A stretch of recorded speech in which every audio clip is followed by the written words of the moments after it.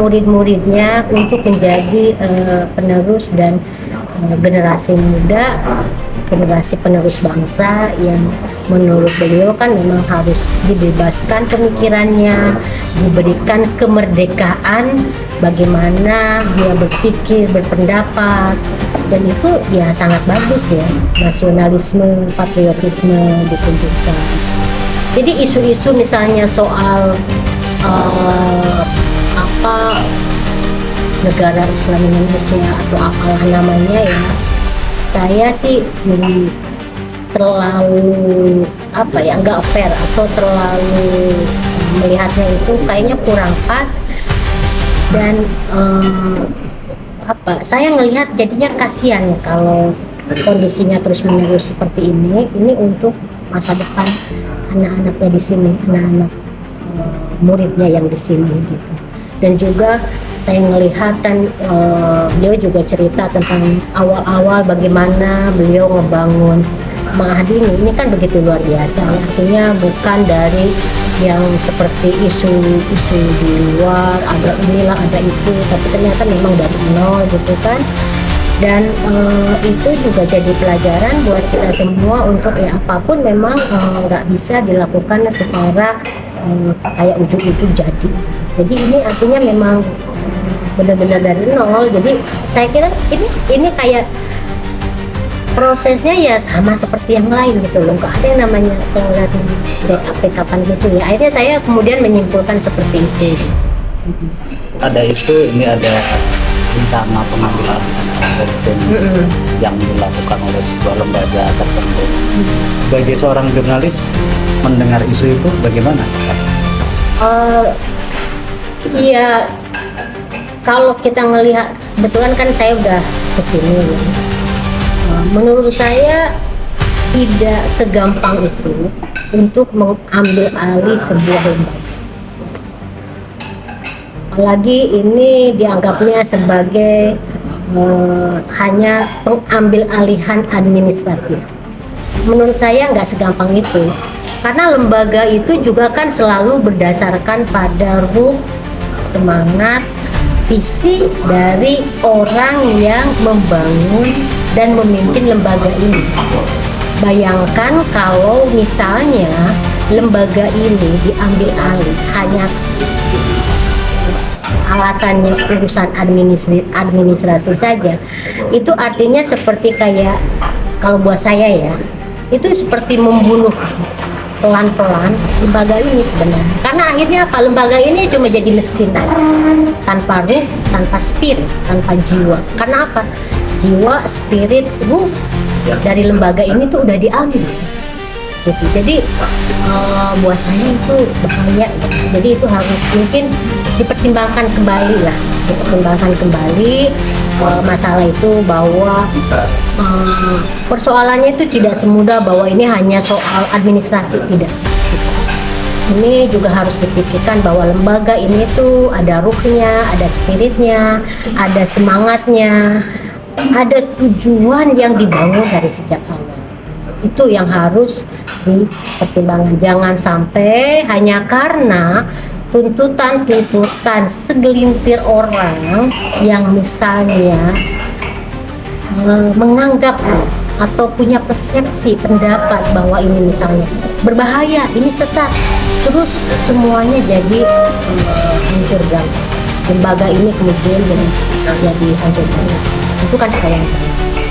Salah satu isu yang mengemuka dan tadi juga ditanyakan oleh Teknom tentang sholat antara saf laki-laki dan saf perempuan yang di sini didampingkan, dan Teknom tadi sudah mendapatkan jawaban dari saya sebagai seorang jurnalis dan juga sebagai seorang perempuan. Melihat jawaban saya tadi kita seperti menurut saya, kalau saya sih ngelihat wajar ya, karena kan tadi dijelaskan bahwa misalnya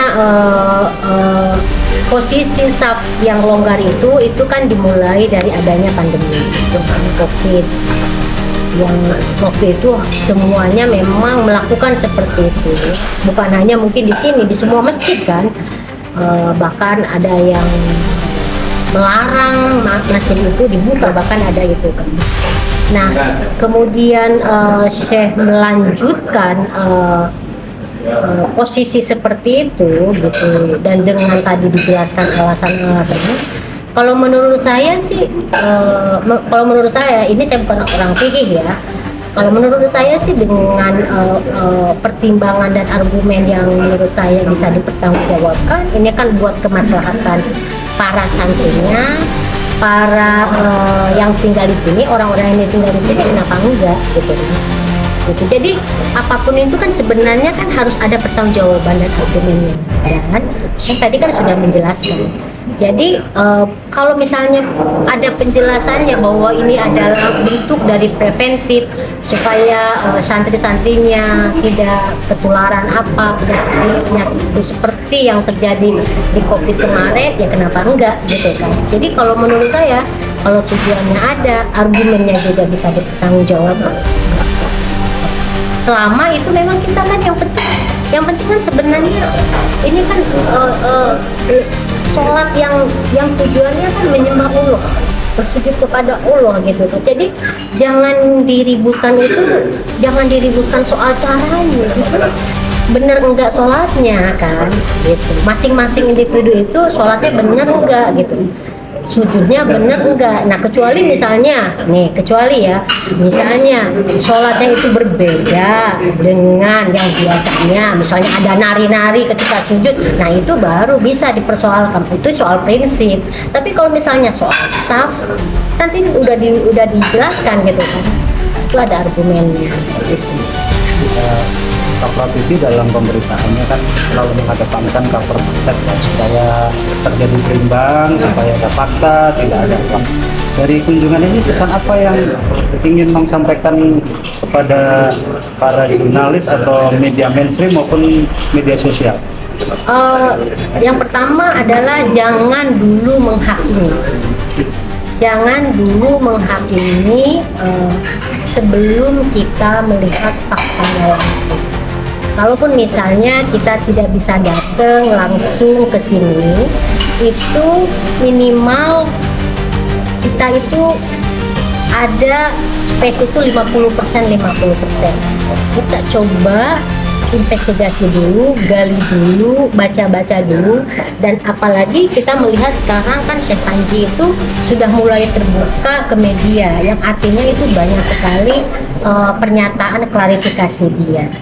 Jadi buat saya, siapapun, mau media, mau individu, mau tokoh masyarakat, itu sebaiknya itu jangan menghakimi dulu. Karena kalau kita sikapnya seperti itu sangat berbahaya. Misalnya ada sebuah lembaga yang tiba-tiba langsung menyatakan ada indikasi sesat, meskipun di situ dibilang indikasi, tetapi kan masyarakat melihatnya ada kata sesatnya. Nah itu berbahaya banget. Itu namanya menghakimi.